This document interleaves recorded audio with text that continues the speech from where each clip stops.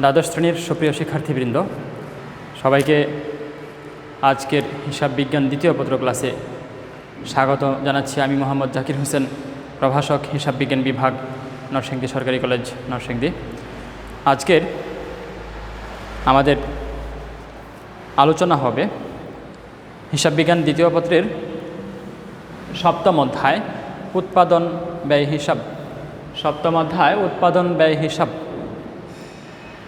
উৎপাদন ব্যয় হিসাব চ্যাপ্টারটির দুটি অংশ রয়েছে।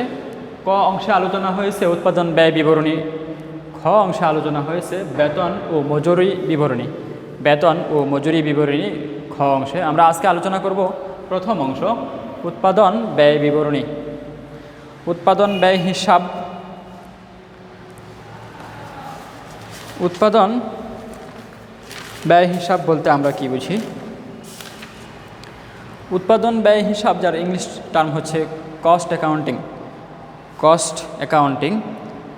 উৎপাদন ব্যয় হিসাব হচ্ছে হিসাব বিজ্ঞানের একটি শাখার নাম। হিসাব বিজ্ঞানের একটি শাখা এর নাম। উৎপাদন ব্যয় হিসাব বিজ্ঞান হলো হিসাব বিজ্ঞানের এমন একটি শাখা যা কোনো উৎপাদনকারী প্রতিষ্ঠানের উৎপাদিত দ্রব্য বা সেবার মূল্য নির্ধারণ, বিশ্লেষণ ও নিয়ন্ত্রণ বিষয় নিয়ে আলোচনা করে এবং ব্যবস্থাপনাকে, প্রতিষ্ঠানের ব্যবস্থাপনা পরিষদকে উৎপাদন সংক্রান্ত বিভিন্ন বিষয়ে তথ্যাদি সরবরাহ করে সঠিক সিদ্ধান্ত গ্রহণে সহায়তা করে থাকে। হিসাব বিজ্ঞানের যে শাখায় ব্যয়ের শ্রেণীবিন্যাস, লিপিবদ্ধকরণ, বন্টনকরণ, সংক্ষিপ্তকরণ সংক্রান্ত কার্যাদি সম্পাদন হয়ে থাকে এবং বর্তমান ও সম্ভাব্য ব্যয়ের প্রতিবেদন প্রস্তুতকরণ কার্যক্রম সম্পাদিত হয়, তাকে উৎপাদন ব্যয় হিসাব বিজ্ঞান বলা হয়।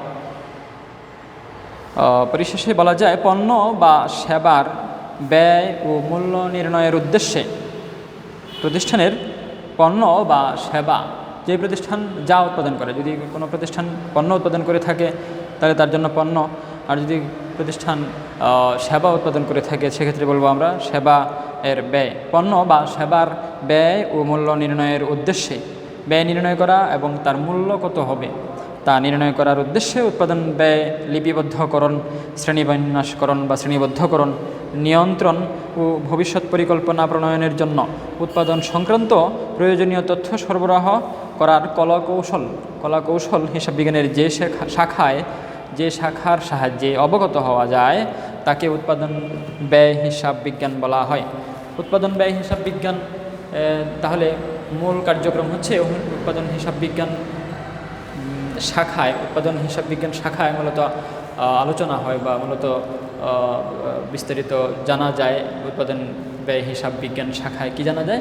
কোনো পণ্য বা সেবার, কোনো প্রতিষ্ঠানের উৎপাদিত পণ্য বা সেবার উৎপাদন ব্যয় কত হবে এবং তার ব্যয় এর সাথে কত পার্সেন্ট বা কী পরিমাণ মুনাফা যোগ করে তার মূল্য কি দাঁড়াবে, উৎপাদিত পণ্য বা সেবার মূল্য নির্ধারণ করা এবং ব্যয়গুলো নিয়ন্ত্রণ করা ইত্যাদি কার্যক্রম নিয়ে আলোচনা করা হয়ে থাকে যে শাখায়, তার নাম হচ্ছে উৎপাদন ব্যয় হিসাব বিজ্ঞান।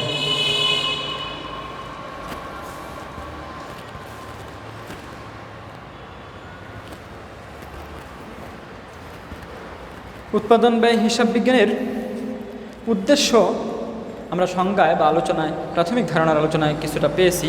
উৎপাদন ব্যয় হিসাব বিজ্ঞানের প্রধান উদ্দেশ্য হচ্ছে উৎপাদন ব্যয় নির্ধারণ করা। কোনো পণ্য উৎপাদন করলে বা সেবা উৎপাদন করলে তার একক প্রতি তার মোট ব্যয় কত হলো, উৎপাদন করতে গিয়ে ওই পণ্যের বা সেবার ব্যয় কত, উৎপাদন ব্যয় কত তা নির্ধারণ করা। উৎপাদন ব্যয় নিয়ন্ত্রণ করা। উৎপাদন ব্যয় যদি কাঙ্ক্ষিত পর্যায় থেকে বেশি হয়ে যায়, অতিরিক্ত ব্যয় হয়, অপ্রয়োজনীয় ব্যয় হয়, এগুলো নিয়ন্ত্রণ করা আরেকটি উদ্দেশ্য হচ্ছে উৎপাদন ব্যয় হিসাব বিজ্ঞান এর। উৎপাদন ব্যয় হিসাব বিজ্ঞানের মাধ্যমে ব্যয় নিয়ন্ত্রণ করা সম্ভব হয়, ব্যয় নির্ধারণ বা ব্যয় নির্ণয় করা সম্ভব হয়, দ্রব্যের বিক্রয় মূল্য নির্ধারণ করা যায় বা দ্রব্যের বিক্রয় মূল্য নির্ধারণ করা উৎপাদন ব্যয় হিসাব বিজ্ঞানের আরও একটি উদ্দেশ্য। মুনাফা নির্ণয়, বাজেট ও পরিকল্পনা প্রণয়ন, ব্যবস্থাপনার সিদ্ধান্ত গ্রহণে সহায়তা, ব্যয় সংক্রান্ত তথ্য সংগ্রহ ও বিশ্লেষণ করা, প্রকল্প মূল্যায়ন ইত্যাদি উদ্দেশ্যে উৎপাদন ব্যয় হিসাব বিজ্ঞান এর ব্যবহার হয়ে থাকে। উৎপাদন ব্যয় হিসাব বিজ্ঞানের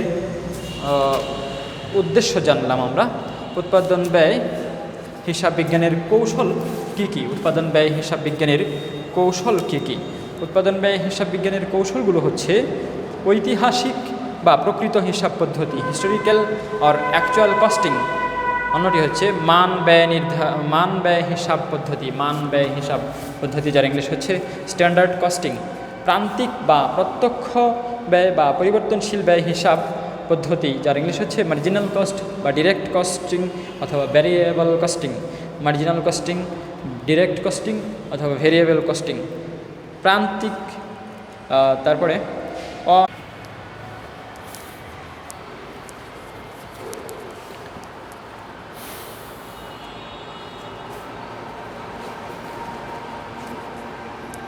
উৎপাদন ব্যয় হিসাব বিজ্ঞানের পরবর্তী কৌশল হলো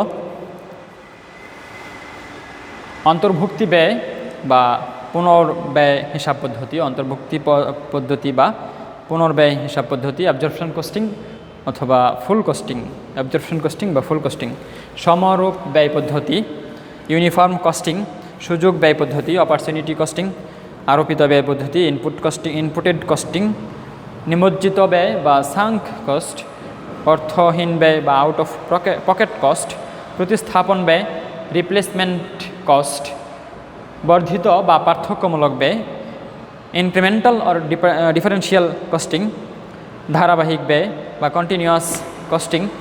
এই হলো উৎপাদন ব্যয় হিসাব বিজ্ঞানের কৌশলসমূহ। আমরা এই পদ্ধতিগুলো ব্যবহার করে উৎপাদন ব্যয় হিসাব বিজ্ঞানের কার্যক্রম করে থাকব, অর্থাৎ উৎপাদন ব্যয় হিসাব করে থাকব। উৎপাদন ব্যয় হিসাব, ব্যয় নির্ধারণ, উৎপাদন ব্যয় হিসাবের ক্ষেত্রে ব্যয় নিয়ন্ত্রণ, ব্যয় নির্ধারণ, মুনাফা নির্ণয় ইত্যাদি যে উদ্দেশ্যসমূহ, এই কার্যক্রমগুলো করতে পারবো উৎপাদন ব্যয় হিসাব বিজ্ঞানের কৌশল। এই আলোচিত যে কৌশলগুলো আলোচনা করা হয়েছে, এই কৌশলগুলোর মাধ্যমে আমরা এই কৌশলগুলো সম্পর্কে বিস্তারিত আলোচনা পাবো। অনার্স লেভেলে উচ্চতর ক্লাসগুলোতে তোমরা দেখবে এই এক একটা পদ্ধতি নিয়ে এক একটা চ্যাপ্টার আলোচনা হয়েছে, বিস্তারিত আলোচনা ওইখানে আমরা জানব। আজকে আমরা পরবর্তী আলোচনায় চলে যাব উৎপাদন ব্যয় বিবরণী প্রস্তুতের জন্য যে প্রয়োজনীয় আলোচনা। উৎপাদন ব্যয় বিবরণী প্রস্তুতের ক্ষেত্রে উৎপাদন ব্যয়গুলোর খাত এর ভিত্তিতে যে বিভিন্ন খাতে উৎপাদন ব্যয়গুলো হয়ে থাকবে, তাদেরকে এক একটা খাতের ব্যয়কে আমরা এক একটা উপাদান বলবো। উৎপাদন ব্যয়ের উপাদানগুলো নিয়ে আলোচনা করব। উৎপাদন ব্যয়ের উপাদান।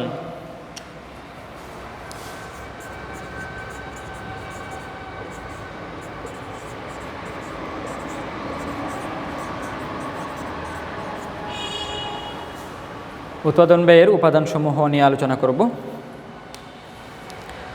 আমরা কোনো পণ্য উৎপাদন করার জন্য যে ব্যয়গুলো, যে খাতগুলোতে ব্যয় হয়ে থাকে বা যে উপাদানগুলো ব্যবহার হয়ে থাকে, তাদের এক একটা খাতকেই এক একটা ব্যয় উপাদান বলা হয়ে থাকে। একটি পণ্য উৎপাদন করার জন্য আমরা দেখব কাঁচামাল প্রয়োজন হবে। প্রথমেই কাঁচামালের প্রয়োজন হবে, তারপরে শ্রম দিতে হবে, শ্রমিক প্রয়োজন হবে, তারপরে অন্যান্য আরও আনুষঙ্গিক ব্যয় হয়ে থাকবে। এই তিন প্রকারের ব্যয় হয়ে থাকে কোনো পণ্য দ্রব্য উৎপাদন করার ক্ষেত্রে। কোনো পণ্য উৎপাদন করার জন্য তাহলে আমাদের কী কী ব্যয় হয়ে থাকে, কী কী বাবদ? কাঁচামাল বাবদ ব্যয় হয়ে থাকে, শ্রম বাবদ, শ্রমিকদের পারিশ্রমিক বাবদ ব্যয় হয়ে থাকে, এবং অন্যান্য আনুষঙ্গিক সংক্রান্ত ব্যয় হয়ে থাকে। তাহলে আমরা ব্যয়ের উপাদান পেলাম কাঁচামাল ব্যয়, শ্রম ব্যয়, অন্যান্য ব্যয়। উৎপাদন ব্যয়ের উপাদানগুলো পেলাম তিনটি: কাঁচামাল ব্যয়, শ্রম ব্যয়, অন্যান্য ব্যয়।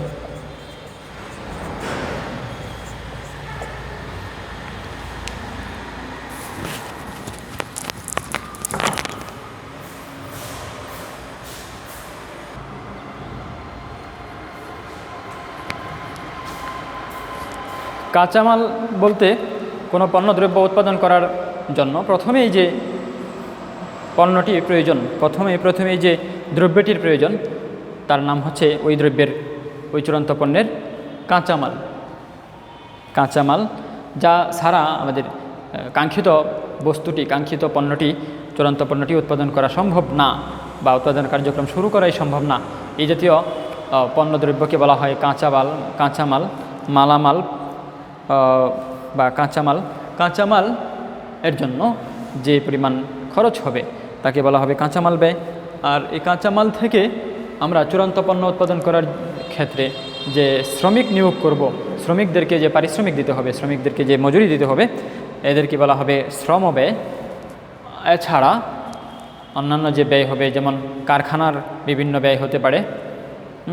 আর উৎপাদন ব্যয় হিসাব বিজ্ঞানের কাজ উৎপাদন ব্যয় নির্ণয়ের সাথে সাথে উৎপাদন করার পর এই পণ্যটি বন্টন করা পর্যন্ত ব্যয়, বন্টন করা পর্যন্ত ব্যয় মানে কারখানা থেকে ভোক্তার কাছে পণ্যটি পৌঁছানো দেওয়া পর্যন্ত যে ব্যয়, পৌঁছে দেওয়ার জন্য যে বন্টন ব্যয়, সেটাও উৎপাদন ব্যয় হিসাবের মধ্যে আসবে।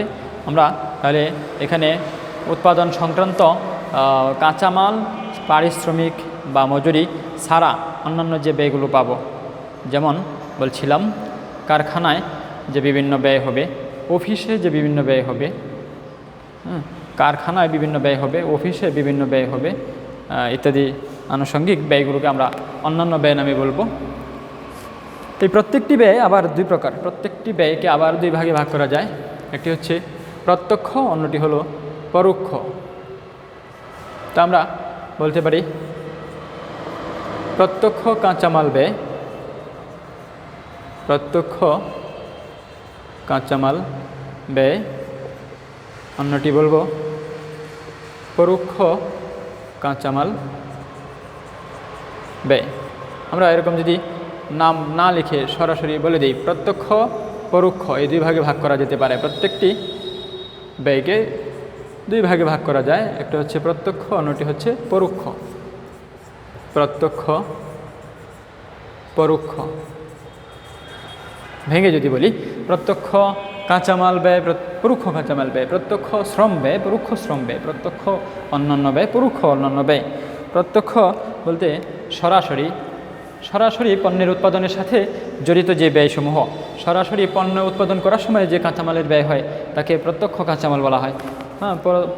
পরোক্ষ কাঁচামাল ব্যয় হচ্ছে উৎপাদনের সাথে সরাসরি জড়িত না, উৎপাদন এর সাথে সরাসরি উৎপাদন কার্যক্রম চলাকালীন সরাসরি ব্যবহৃত হয় না, অন্য সময়ে ব্যবহার হয়, পরবর্তী সময়ে ব্যবহার হয়। সরাসরি কাঁচামাল সরাসরি পণ্যটির সাথে লেগে থাকে না এমন কাঁচামাল, এই ধরনের কাঁচামালকে বলা হয় পরোক্ষ কাঁচামাল। আনুষঙ্গিক যে কাঁচামাল লাগে আর কি, এদেরকে বলা হবে পরোক্ষ কাঁচামাল ব্যয়। আর শ্রম ব্যয় প্রত্যক্ষভাবে যেই সকল শ্রমিকগণ প্রত্যক্ষভাবে পণ্য উৎপাদন করার সাথে যেসব শ্রমিকগণ জড়িত থাকে তাদের যে পারিশ্রমিক দেওয়া হয় তাদেরকে বলা হবে প্রত্যক্ষ শ্রম ব্যয়, প্রত্যক্ষ শ্রম ব্যয়। এই পণ্যটি উৎপাদনের সাথে কারখানায় সরাসরি বা মেশিনের সাথে সরাসরি জড়িত না এমন কিছু শ্রমিক থাকতে পারে, এদেরকে যে পারিশ্রমিক দেওয়া হবে তাদেরকে বলা হবে পরোক্ষ শ্রম ব্যয়। পরোক্ষভাবে পণ্যটির উৎপাদন কাজে কাজ করে থাকে, যেমন মেশিনের যে অপারেটর হচ্ছে সরাসরি কাঁচামাল সরাসরি পণ্যটি উৎপাদনে কাজ করে যাচ্ছে। আর এই যে অপারেটরকে সহায়তা করে বা অপারেটরকে তত্ত্বাবধান করে যে সুপারভাইজার আছে বা ওই ফ্লোরে যে অন্যান্য কার্যক্রমে জড়িত আছে, যেমন হেল্পার যারা আছে অথবা সুইপার যারা আছে, ঝাড়ুদার যারা আছে, ইলেকট্রিশিয়ান যারা আছে ওই কারখানায়, তারাও ওই উৎপাদনকারী প্রতিষ্ঠান ওই পণ্য উৎপাদনকারী কারখানায় কাজ করে থাকে, তাদেরকে পারিশ্রমিক দিতে হবে। তাদের পারিশ্রমিককে আমরা প্রত্যক্ষ শ্রম ব্যয় বলবো না। হ্যাঁ, কারখানায় যে পণ্যটি উৎপাদন করতে যে কারিগর আছে তাকে শুধু আমরা বলবো প্রত্যক্ষ শ্রম ব্যয়, তার জন্য যে প্রদত্ত ব্যয়। আর অন্যান্য যারা আছেন তাদের যারা সরাসরি পণ্য উৎপাদনে জড়িত না কিন্তু পণ্য উৎপাদন কার্যক্রমের ব্যয়ের সাথে তাদের পারিশ্রমিকটা অন্তর্ভুক্ত হবে, তাদের ব্যয়কে বলা হবে পরোক্ষ শ্রম ব্যয়। পরবর্তীতে অন্যান্য যে ব্যয়গুলো আছে, মানে কাঁচামাল আর শ্রম ব্যয় ছাড়া, কাঁচামাল আর শ্রমিকের পারিশ্রমিক ছাড়া পণ্যটি উৎপাদন করার জন্য আনুষঙ্গিক যে আরও অন্যান্য ব্যয় হয়ে থাকবে, যেমন কারখানার জন্য যে ভাড়া দেওয়া লাগবে, বিদ্যুৎ বিল দেওয়া লাগবে, পেপার বিল দেওয়া লাগবে, তারপরে জ্বালানি খরচ লাগবে, তারপরে পরিবহন খরচ লাগবে ইত্যাদি ইত্যাদি বিভিন্ন ধরনের অনেক খরচ আসবে, যেগুলো এই কাঁচামালের মধ্যেও পড়বে না, শ্রমের ব্যয়ের মধ্যেও পড়বে না। এই দুইটা ছাড়াও যে অন্যান্য ব্যয়গুলো হবে তাদেরকে আমরা একসাথে বলতেছি অন্যান্য ব্যয়। এইগুলো আবার প্রত্যক্ষ পরোক্ষ এই দুই প্রকার। প্রত্যক্ষভাবে পণ্য উৎপাদনের সাথে জড়িত থাকবে কিছু, আবার কিছু থাকবে সরাসরি জড়িত থাকবে না, কিন্তু পণ্য উৎপাদনের ব্যয়ের সাথে অন্তর্ভুক্ত হওয়ার মতো এই জাতীয় ব্যয়গুলোকে বলবো আমরা পরোক্ষ অন্যান্য ব্যয় বা অন্যান্য পরোক্ষ ব্যয়। আমরা সকল পরোক্ষ ব্যয়গুলোকে একসাথে বলবো উপরিব্যয়।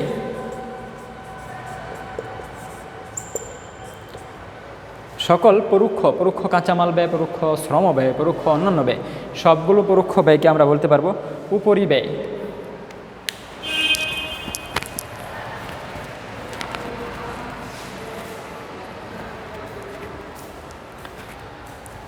উপরিব্যয় যেহেতু আমরা বিভিন্ন উপাদান থেকে পরোক্ষ ব্যয়গুলোকে নিয়ে নাম দিয়েছি উপরিব্যয়, তা আমরা যখন দেখব কাঁচামাল সংক্রান্ত যে ব্যয়গুলো আছে এবং শ্রম সংক্রান্ত যে ব্যয়গুলো আছে তাদের পরোক্ষ ব্যয়গুলো নিয়ে, মানে উৎপাদনের সাথে জড়িত যত ব্যয়গুলো আছে তাদেরকে নিয়ে যে পরোক্ষ ব্যয়গুলো একসাথে করলে তাদেরকে পাবো আমরা উৎপাদন উপরিব্যয়। কারখানায় উৎপাদন কার্যে ব্যবহৃত পরোক্ষ কাঁচামাল, মজুরি এবং কারখানায় সংগঠিত অন্যান্য ব্যয়কে উৎপাদন উপরি খরচ বলবো। তো আমরা উপরিব্যয়কে আবার দেখব কয়েকটা ভাগে ভাগ করা যায়। উপরিব্যয়কে 3 ভাগে ভাগ করা যায়। বাম পাশে আমরা লিখি উপরিব্যয়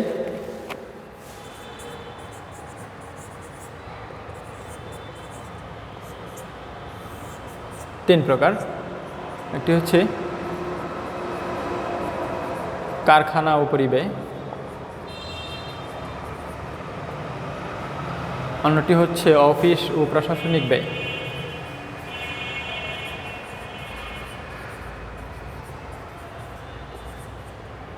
অন্যটি হচ্ছে বিক্রয় ও বন্টন ব্যয়।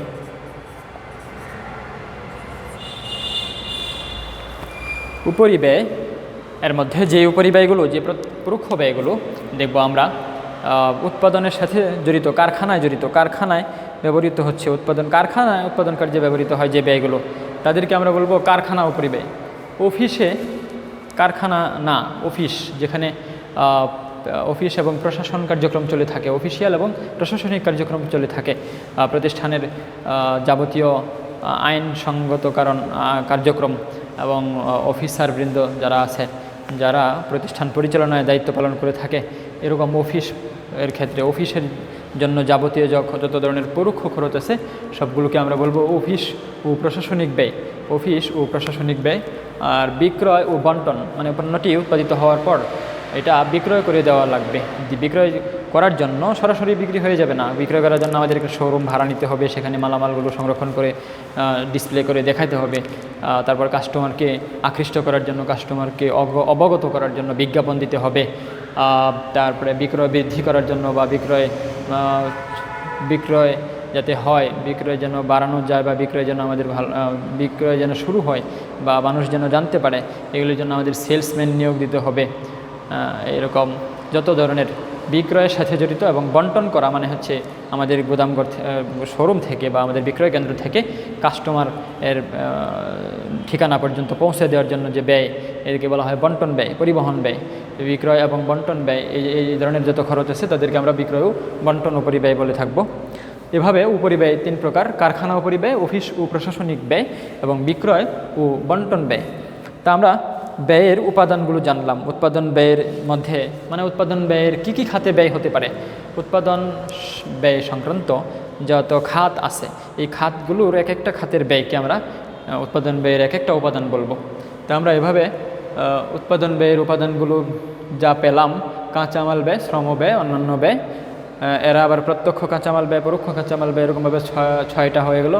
তারপরে উপরিব্যয়গুলোকে আমরা আবার জানলাম 3টি: কারখানা উপরিব্যয়, অফিস ও প্রশাসনিক ব্যয় এবং বিক্রয় ও বন্টন ব্যয়। আমরা উৎপাদন ব্যয়ের উপাদানগুলো জানলাম।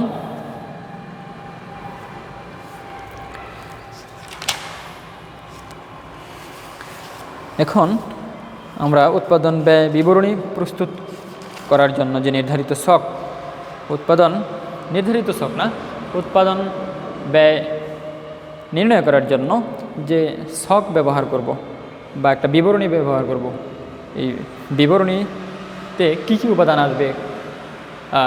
উপাদান আসবে, প্রথমে কোন উপাদানটি আনবো, তারপরে কোন উপাদানটি আসবে, এভাবে ধারাবাহিকভাবে কি কি ব্যয় নিয়ে আসব, কখন কি নাম হবে, কোন কোন ব্যয় যোগ করলে কি নাম হবে, এরকম বিভিন্ন পর্যায়ে বিভিন্ন ব্যয়ের সমষ্টির নাম থাকবে। এই নামগুলো আমাদের জানতে হবে।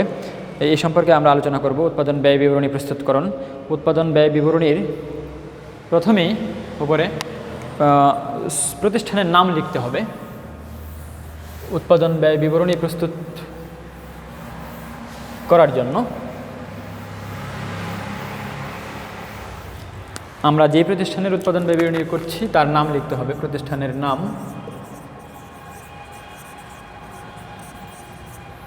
তারপরে আমরা যা করতেছি উৎপাদন ব্যয় বিবরণী, প্রতিষ্ঠানের নাম লিখব আমরা, তারপরে বিবরণীটির নাম লিখব। বিবরণীটির নাম কি? উৎপাদন ব্যয় বিবরণী। তারপরে আমরা যেই সময়ের জন্য উৎপাদন ব্যয় বিবরণীটি করছি তার নাম লিখতে হবে। যেমন সময়টা হবে এরকম যে কোনো একটা সালের কোনো একটা তারিখে, যেমন 2020 সালের 31 ডিসেম্বর তারিখে সমাপ্ত, বছরের জন্য প্রস্তুত।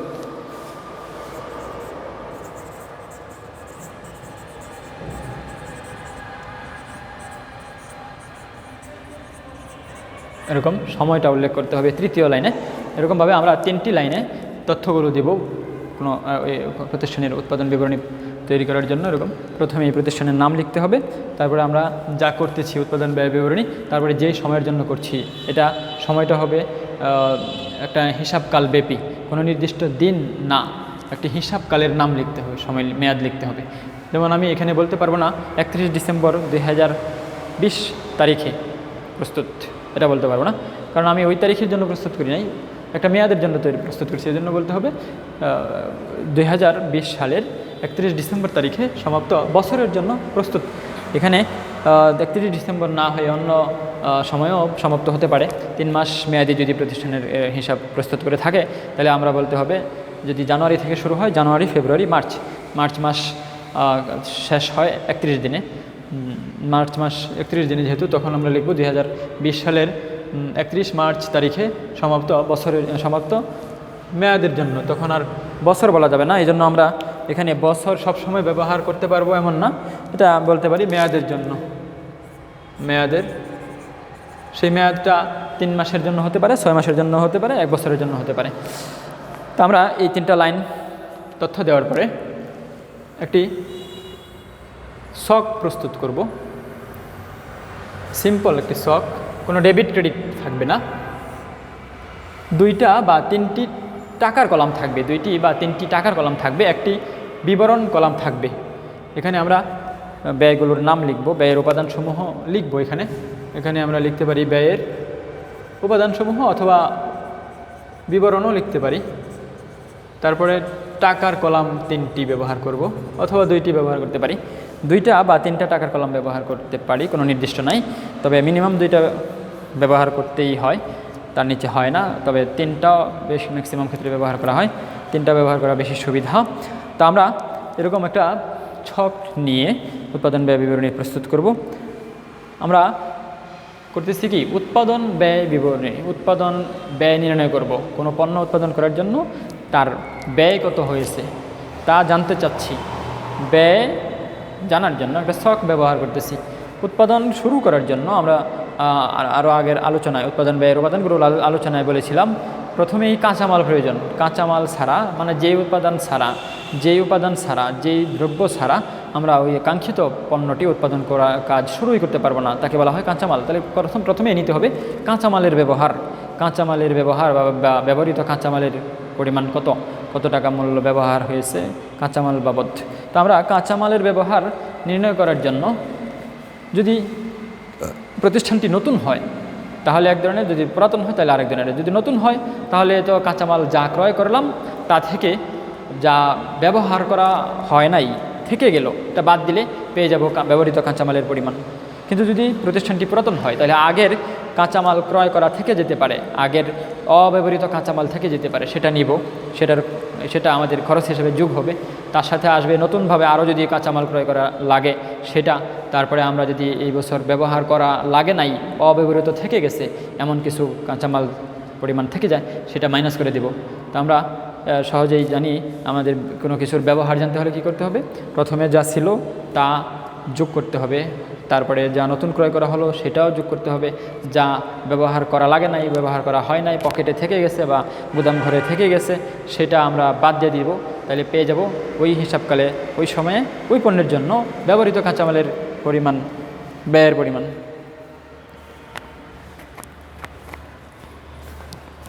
তো আমরা কাঁচামালের ব্যয় জানার জন্য কি করতে হবে, প্রারম্ভিক কাঁচামাল উদ্বৃত্ত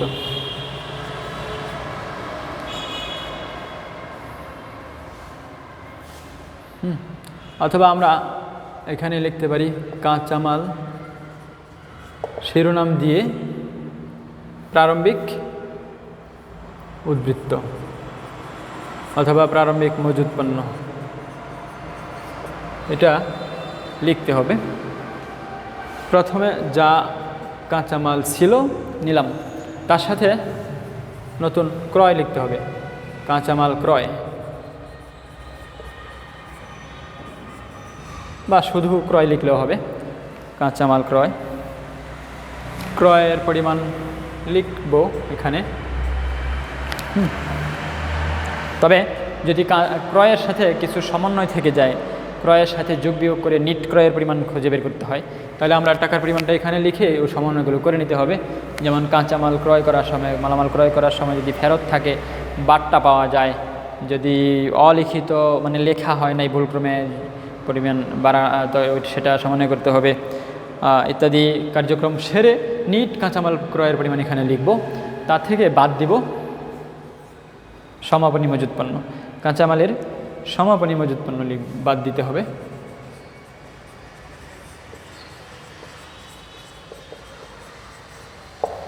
সমাপনী মজুদ পণ্যের পরিমাণ বাদ দিতে হবে।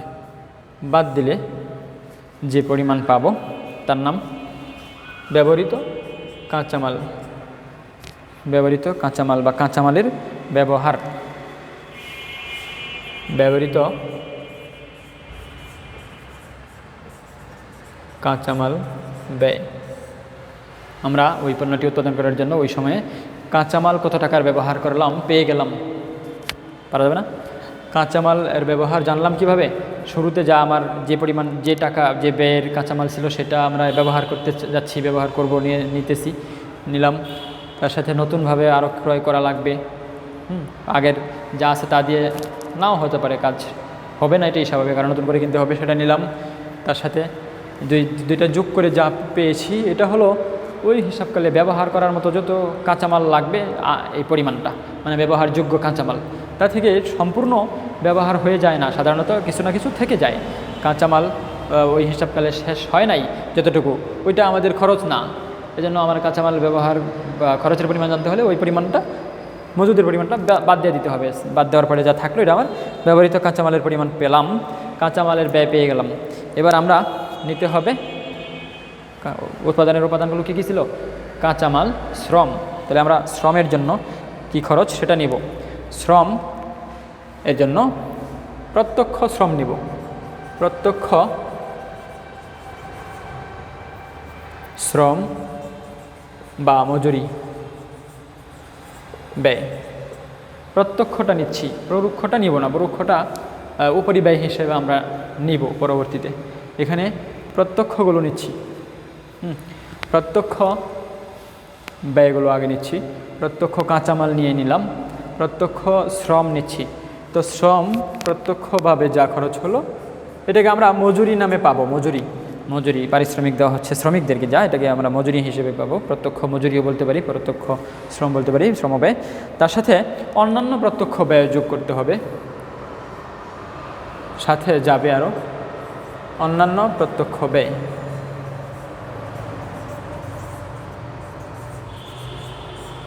অর্থাৎ আমরা প্রত্যক্ষ ব্যয়গুলোকে একসাথে করতেছি, প্রত্যক্ষ কাঁচামাল, প্রত্যক্ষ শ্রম ব্যয়, প্রত্যক্ষ অন্যান্য ব্যয়, এই সবগুলো প্রত্যক্ষ ব্যয় যোগ করে আমরা পরিমাণ পাবো।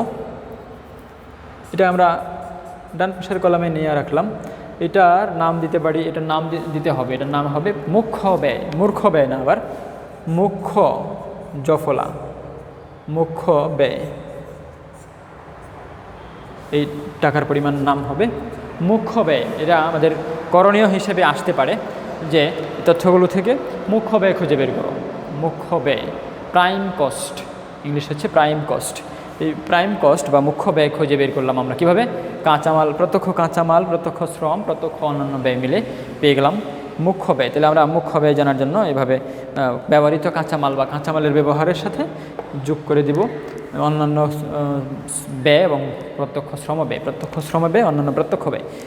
তারপরে আমরা এবার যোগ করব উপরিব্যয়গুলো। উপরিব্যয়গুলোর প্রথমেই নিব কারখানা উপরিব্যয়। উপরিব্যয়গুলোর মানে পরোক্ষ যে ব্যয়গুলো, তাদের প্রথম শ্রেণীর নাম দিয়েছি আমরা কি? কারখানা উপরিব্যয়। তো প্রথমেই নিব কারখানা উপরিব্যয়, যোগ কারখানা উপরিব্যয়। তা আমরা কারখানা উপরিব্যয় যদি সরাসরি জানা থাকে তাহলে লিখবো, না জানা থাকলে খুঁজে বের করতে হবে কারখানায় যত খরচ আছে। কারখানায় যত ধরনের খরচ হয়, যেমন কারখানায় খরচ হয়ে যেতে পারে পরোক্ষ কাঁচামাল বাবদ যা খরচ হবে এটাকে কারখানা ব্যয় উপরিব্যয়, কারখানা উপরিব্যয় নাম দেব, শিরোনামের মধ্যে আনবো। পরোক্ষ কাঁচামাল ব্যয়, পরোক্ষ মজুরি বা পরোক্ষ শ্রম, এখানে নেওয়া হয়েছিল প্রত্যক্ষ শ্রম। পরোক্ষ শ্রমটাকে আমরা নিব এই উপরিব্যয়, কারখানা উপরিব্যয়ের অংশে। পরোক্ষ শ্রম বা পরোক্ষ মজুরি, তারপরে পরোক্ষ অন্যান্য খরচ, তারপরে কারখানার যত খরচ আছে, কারখানার যত খরচ হতে পারে, যেমন কারখানার ম্যানেজারের বেতন, কারখানার ভাড়া, কারখানার বিদ্যুৎ, পানি, জ্বালানি, গ্যাস, কারখানা মেরামত, রক্ষণাবেক্ষণ ব্যয়, কারখানার ভবনের অবচয়, যন্ত্রপাতির মেরামত খরচ, কারখানার যন্ত্রপাতির অবচয়, কারখানার যত ধরনের খরচ আছে এগুলোকে আমরা একসাথে বলবো কারখানা উপরিব্যয়। কারখানা উপরিব্যয় যোগ করব মুখ্য ব্যয়ের সাথে। মুখ্য ব্যয়ের সাথে আমরা কারখানা উপরিব্যয়ের পরিমাণ যোগ করব। আমরা এই কাঁচামাল, ব্যবহৃত কাঁচামালের পরিমাণটাকেও আলাদা রাখলাম, তাহলে তিনটা পাওয়া গেল। কাঁচামাল ব্যয়, তারপরে পাওয়া গেল অন্যান্য প্রত্যক্ষ শ্রম এবং অন্যান্য ব্যয়, প্রত্যক্ষ শ্রম এবং অন্যান্য ব্যয় মিলে পাইলাম যা, যোগ করে পাইলাম, যোগ করে, আচ্ছা ওখানেই রাখি, ঝামেলা আছে। তাহলে পেলাম মুখ্য ব্যয়, মুখ্য ব্যয়ের সাথে কারখানা উপরিব্যয় যোগ করলাম, পেয়ে গেলাম যা, তার নাম হচ্ছে, এটা যোগ করে যা পাবো, মুখ্য ব্যয়ের সাথে কারখানা উপরিব্যয় যোগ করে যা পাবো তার নাম হচ্ছে তৈরি পণ্যের উৎপাদন, না তৈরি পণ্যের উৎপাদন ব্যয় না, এটার নাম হবে কারখানা ব্যয়।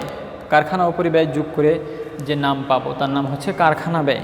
কারখানা উপরিব্যয় যোগ করে যে পাবো তার নাম কারখানা ব্যয়।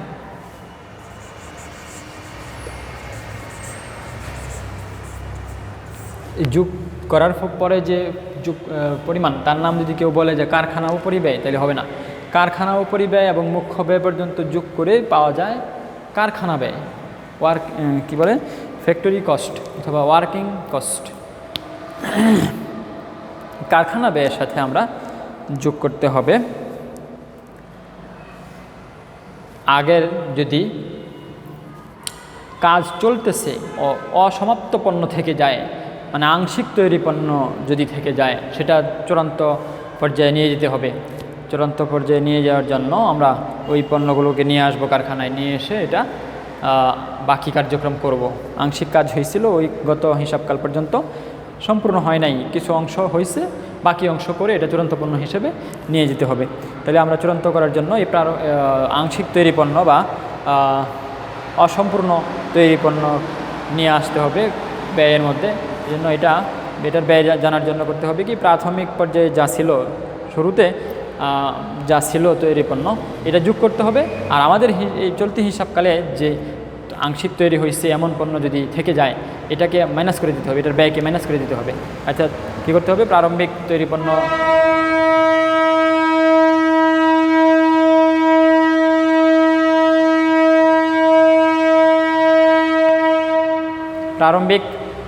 প্রারম্ভিক আংশিক তৈরি পণ্য বা প্রারম্ভিক চলতি কার্যের মজুদ যোগ হবে, বিয়োগ হবে সমাপনী চলতি কার্য বা সমাপনী আংশিক তৈরি পণ্যের ব্যয়। তা আমরা কারখানা ব্যয়ের সাথে ওই পাশে লিখি, এই পাশেরগুলো থাকুক, তোমরা বুঝতে সহজ হবে। আমরা ছকের বাকি অংশ এখানে দেখাচ্ছি।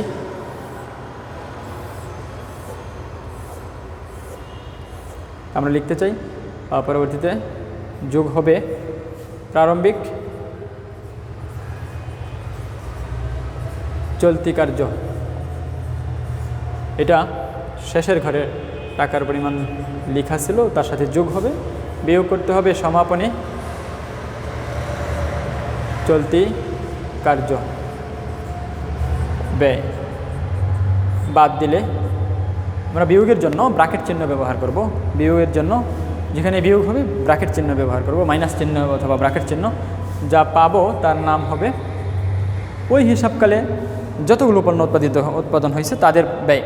তাহলে আমরা এটাকে বলবো তৈরি পণ্যের উৎপাদন ব্যয়।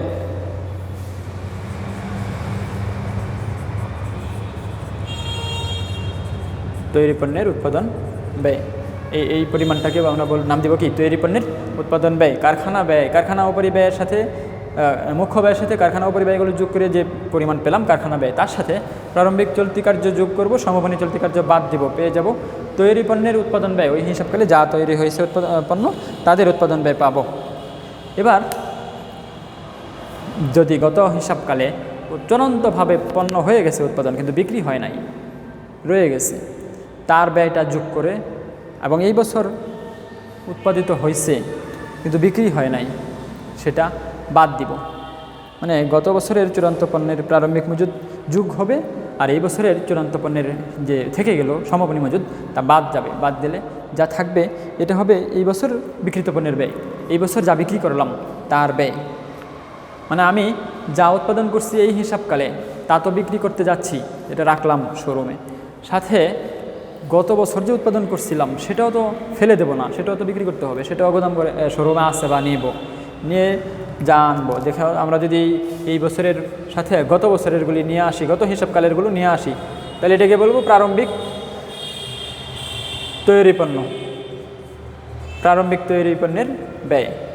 প্রারম্ভিক তৈরি পণ্যের ব্যয় নিলাম বা প্রারম্ভিক তৈরি পণ্যগুলো নিলাম, হ্যাঁ, নিয়ে যোগফল যা আসবে পাবো সেটা হবে আমাদের বিক্রয়যোগ্য পণ্যের পরিমাণ, বিক্রয়যোগ্য পণ্যের ব্যয়। আমরা গোদাম করে যা শোরুমে যা রাখতে পারছি, বিক্রয় কেন্দ্রে যা রাখলাম বিক্রি করার মতো মালামাল, তাদের ব্যয় হলো এটা। এখন আমাদের জানার প্রয়োজন যা বিক্রি করে দিচ্ছি এই বছর, এই হিসাবকালে যা বিক্রি হবে তার ব্যয় জানতে হবে, তার ব্যয়টা খুঁজতেছি আমরা। এই উৎপাদন ব্যয় বিবরণীর উদ্দেশ্যই হচ্ছে ওই ব্যয়টা খুঁজে বের করা। এই বছর যা মালামাল বিক্রি করছি তার ব্যয় কত তা জানতে চাই। তাহলে আমরা এই ব্যয়টা জানার জন্য এই বছর যা বিক্রি করতে পারি নাই, রয়ে গেছে, এটার ব্যয়টা বাদ দিয়ে দিব। ব্যয় বাদ দিলে পাওয়া যাবে কি? এই হিসাবকালে যা বিক্রি করতে পারছি তার ব্যয়। তাহলে আমরা এই হিসাবকালে যা থেকে গেল তার নাম দিব কি? সমাপনী তৈরি পণ্য, সমাপনী তৈরি পণ্যের ব্যয়। এটা বাদ দিব, সমাপনী তৈরি পণ্যের ব্যয়টা যদি বাদ দেই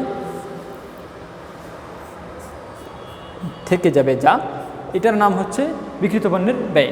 এই হিসাবকালে আমরা এই সময়ে যা বিক্রি করতে পারছি তার ব্যয়, বিক্রিত পণ্যের ব্যয়। বিক্রিত পণ্যের ব্যয়। তো আমরা বিক্রিত পণ্যের ব্যয় জানলাম, তারপরে আরও দুইটা ধাপ রয়ে গেছে আমাদের এখানে, এটা মুছে দেওয়া ঠিক হয় নাই। আমাদের উপরি ব্যয়গুলো বা পরোক্ষ ব্যয়গুলোকে নিয়ে যে উপরিব্যয় নাম দিয়েছিলাম তাকে তিনটা ভাগ করা হয়েছিল। একটা হচ্ছে কাঁচামাল উপরিব্যয়, অন্যটি হচ্ছে শ্রম উপরিব্যয়, না অফিস ও প্রশাসনিক উপরিব্যয়, অফিস ও প্রশাসনিক উপরিব্যয়, আরেকটা হচ্ছে বিক্রয় ও বন্টন উপরিব্যয়। তা আমাদের অফিস ও প্রশাসনিক উপরিব্যয় এখনও লিখি নাই, অফিস ও প্রশাসনিক ব্যয় এখনও লেখা হয় নাই। অফিসে যে খরচগুলো হয়েছে কারখানার বাহিরে, অফিসে যে খরচগুলো হয়েছে সেগুলো আমরা লিখি নাই এখনও। তারপরে বিক্রয় এবং বন্টন, যে বিক্রয় কর্মী যারা আছে, বিক্রয় বিক্রয় কেন্দ্রের যে খরচ আছে, বিক্রয় সংক্রান্ত যা আনুষঙ্গিক যত খরচ আছে, সংশ্লিষ্ট যা খরচ আছে, এগুলো আরেকটা অংশ। তাহলে বিক্রয় ও বন্টন ব্যয় নামে যে খরচগুলো আছে এটা লিখে নাই এখনও, আর লিখি নাই অফিসে এবং প্রশাসনিকভাবে যে ব্যয়গুলো হয়েছে এগুলো লিখি নাই। এগুলো কি কি থাকতে পারে আমি এখন লিখে শেষ করতে পারবো না, আগামী ক্লাসে ইনশাল্লাহ বাকি অংশ আমরা দেখব। এখানে থাকতে পারে অফিসের, আমি তো কিছুটা ধারণা দিলাম, অফিসের খরচ থাকতে পারে অফিসের কর্মচারীর বেতন, অফিসের বিল্ডিংয়ের ভাড়া, পানি বিদ্যুৎ খরচ, গ্যাস খরচ, তারপরে থাকতে পারে পেপার বিল, অফিসের টেলিফোন বিল, কর খরচ, ব্যবস্থাপক এর বেতন ইত্যাদি, বিভিন্ন অফিসে ব্যবহৃত সরঞ্জামাদি যন্ত্রপাতি বা স্থায়ী সম্পত্তির অবচয় ইত্যাদি। আর বিক্রয় সংক্রান্ত খরচ থাকতে পারে বিক্রয় বন্টন এর বিক্রয়কর্মীর বেতন, বিক্রয়কর্মীর ফিস, কমিশন, বিক্রয় প্রতিনিধি যদি থাকে তাদের কমিশন, তারপরে বিজ্ঞাপন দেওয়ার জন্য খরচ, শোরুমের খরচ, মানে আমাদের বিক্রয় কেন্দ্রের খরচ হবে, প্যাকিং খরচ, বিক্রয়ের জন্য কর দিতে হবে, কর খরচ, বিক্রয় পরিবহন খরচ ইত্যাদি খরচগুলোকে আমরা লিখতে হবে। তা এই দুই ধরনের খরচ রয়ে গেল আমাদের অফিস ও প্রশাসনিক খরচ। এবং আমরা এখানে যদি লিখি আংশিক, এখানে যদি ছোটো করে লিখি অফিস ও প্রশাসনিক ব্যয় লিখব, এটা তার সাথে যোগ করব বিক্রয় ও বন্টন ব্যয়, সব খরচ নেওয়া হয়ে গেছে, এই জন্য এটার নাম হবে মোট ব্যয়। মোট ব্যয় সবশেষে আমরা সবগুলো ব্যয় যোগ করে যে পরিমাণ পেলাম এটার নাম কি মোট ব্যয়। এবার জেনে গেলাম আমরা উৎপাদন ব্যয় বিবরণীর উদ্দেশ্য পেয়ে গেলাম। উৎপাদন ব্যয় কত পাইলাম, মোট ব্যয় হলো উৎপাদন ব্যয় না, শুধু মোট ব্যয়, উৎপাদন এর সাথে আরও অফিস প্রশাসনিক বিক্রয় বন্টন সব ব্যয় মিলে মোট ব্যয় পেলাম যা, এটাই হলো আমাদের ওই পণ্যের যাবতীয় খরচ। এবার এই পরিমাণ দ্বারা যদি বিক্রি করি তাহলে কোনো লাভও হবে না, ক্ষতিও হবে না, কিন্তু আমি তো এরকম চাই না, আমি তো লাভ করতে চাই। তো এই জন্য এর সাথে মোট ব্যয়ের সাথে যোগ করতে হবে লাভ, মুনাফা, কত আমি মুনাফা করতে চাই, এই ব্যয়ের একটা অংশ আমি মুনাফা করতে চাই, যেমন 20% আমি মুনাফা করতে চাই, বা মানে 20% মুনাফা করলে আমাদের পণ্যটি বিক্রি বেচাকেনা চলবে। বেশি আবার লাভ করলে, যদি বেশি লাভ করতে চাই তাহলে আবার বিক্রি করতে পারবো না। একটা প্রাসঙ্গিক একটা মানে মানানসই একটা পার্সেন্টেজ আমরা লাভ ধরে, মুনাফা ধরে যোগ করে যা পাবো এটার নাম হবে বিক্রয় মূল্য, পণ্যটির বিক্রয় মূল্য। আমরা শেষ পর্যন্ত এখানে যদি যোগ করি মুনাফা তারপরে যা পাবো এটা হলো বিক্রয় মূল্য। কারণ আমরা বিক্রয় মূল্য পর্যন্ত গেলেই উৎপাদন ব্যয় বিবরণীর সম্পূর্ণ অংশ কমপ্লিট হয়ে যাবে, সম্পন্ন হয়ে যাবে। আমরা আজকে এই পর্যন্তই জানবো। উৎপাদন ব্যয় বিবরণী প্রস্তুতকরণ এখানেই এতটুকুই আলোচনা শেষ হয়ে গেল। তারপরে আমরা পরবর্তী দিন আয় বিবরণী প্রস্তুত করব, আয় বিবরণী প্রস্তুত সম্পর্কে জানব, এবং উৎপাদন ব্যয় বিবরণী সংক্রান্ত আরও কিছু খুঁটিনাটি তথ্য আলোচনা করে আমরা ম্যাথমেটিক্যাল গাণিতিক অনুশীলনে চলে যাব। ততদিন সবাইকে আল্লাহ তাআলা যেন সুস্থ রাখেন সেই দোয়া করছি, এবং আমার জন্য দোয়া প্রার্থনা করে এখানেই শেষ করছি। আল্লাহ হাফেজ।